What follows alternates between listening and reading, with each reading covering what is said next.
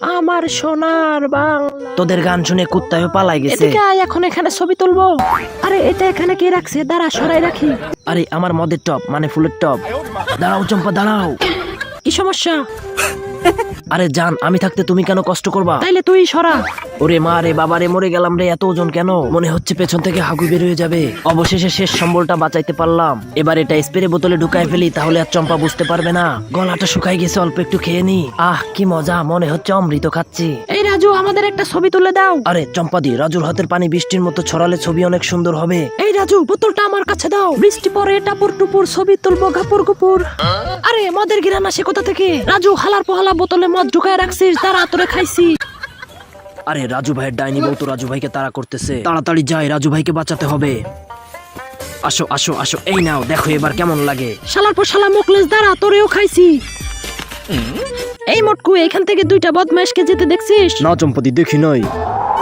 আরে এরা কারা? এদিকে আসো সুন্দরী, তোমার সাথে কথা আছে। আসলে আমি তোমাকে ভালোবাসি, এটাই বলতে আসছিলাম। হ্যাঁ, তাইলে এই নাও চুম্মা। রাজু ভাই পালান পালান পালান। ধন্যবাদ মুকলেশ, সঠিক সময়ে সাহায্য করার জন্য। আরে মুকলেশ দেখ, বুড়ি লোকটা কাজ করতেছে, চল গিয়ে সাহায্য করি। আরে রাজু তো বুড়ি লোকটাকে সাহায্য করতেছে। যতটা খারাপ রাজুকে মনে করি, রাজু ততটাও খারাপ না। হুদাই কলা গাছ কেন কাটতেছো? আরে চম্পা, আজকে তোমাকে স্পেশাল কলা গাছ ভাজি খাওয়াবো। এবার কুচি কুচি করে কেটে ফেলি। রাজুকে সিগন্যালটা পাঠিয়ে দিই। আরে পাছার ভিতর তীর মারলো কে? মা গো বাবা গো, মরে গেলাম রে। এটা তো মুকলেজের চিঠি, মদ খাবি তো চলে আয়। রাজু, তোমার হাতে ওইটা কি? কিছু না চম্পা, আমার হাগু পেয়েছে, দাঁড়াও একটু হেগে আসি। হঠাৎ হাগু পেলো, কাহিনীটা কি?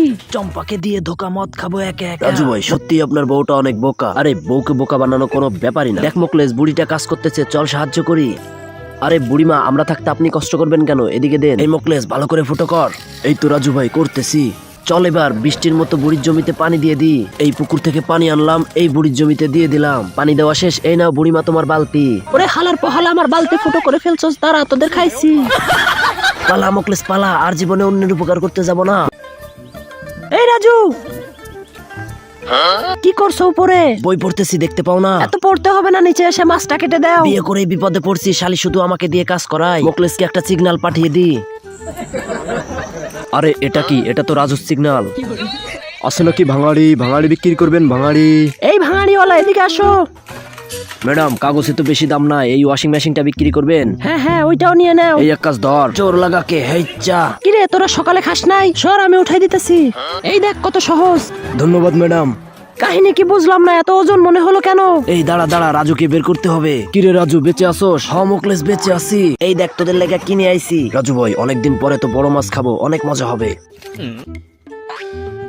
মাছের সাথে একটু মদ হলে কেমন হবে বলতো? পুরো জমে যাবে রাজু ভাই। কিন্তু এটা আনবো কেমনে? আরে রাজু ভাই সব পারে। আসসালামু আলাইকুম বড় ভাই, লিচু খাইতেছেন নাকি? এই রাজু, আমার লিচুতে হাত দিবি না। আরে ভাই, আমি তো আপনার লিচু নিতে আসি নাই, আমি তো শুধু জানতে আসছি আপনি কোন বাজার থেকে লিচুটা কিনছেন। আরে পাত দিল কে?